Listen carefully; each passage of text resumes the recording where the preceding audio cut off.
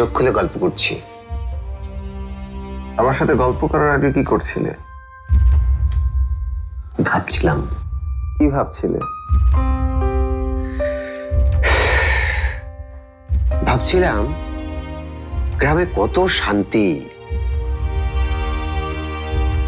কোনো কিছু করার বা হওয়ার কোনো চাপ নেই, কোনো স্ট্রেস নেই, কোনো পারিবারিক অশান্তি নেই।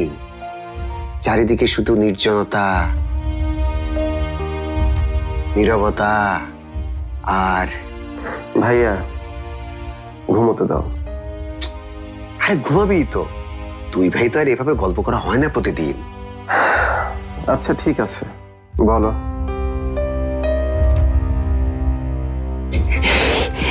মেয়েটা কিন্তু ভালোই, কি বলিস? কোন মেয়ে? আরে ওই যে টিকটক করে যে ময়না, একদম ময়না পাখির মতো কথা বলে। কি ভালো মেয়েটা, আমাকে কত সম্মান করে দেখেছিস? সবাই আমাকে কত কথা শোনালো, আমি নাকি অনলাইনে ভিক্ষা করে বাড়ির মান সম্মান সব ধুলে মিশিয়ে দিয়েছি। অথচ দেখ, এই মেয়েটাই কিন্তু আমার ভ্যালু বুঝলো। সেই বুঝতে পারলো কয়লার আড়ালে আসলে একটা হীরা, মানে একটা হীরকখণ্ড কি দিচ্ছে। এই, তুই কি শুনছিস আমার কথা? শোন, ভিক্ষা করাটা আসলে খারাপ কিছু না।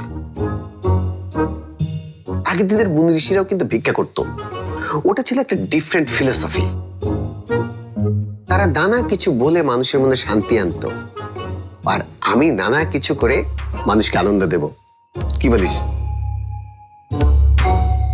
কিরে, কিছু বল।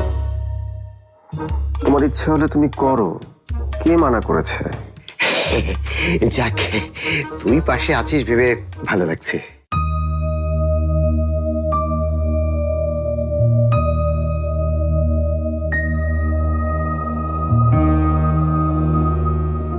আরে, তুই তো আসলে ওই মেয়ের প্রেমে পড়ে গেছিস রে।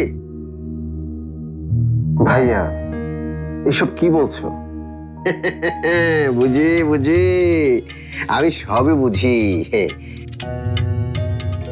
তোরা আমাকে যতটা বোকা ভাবিস, আমি আসলে ততটা বোকা নই।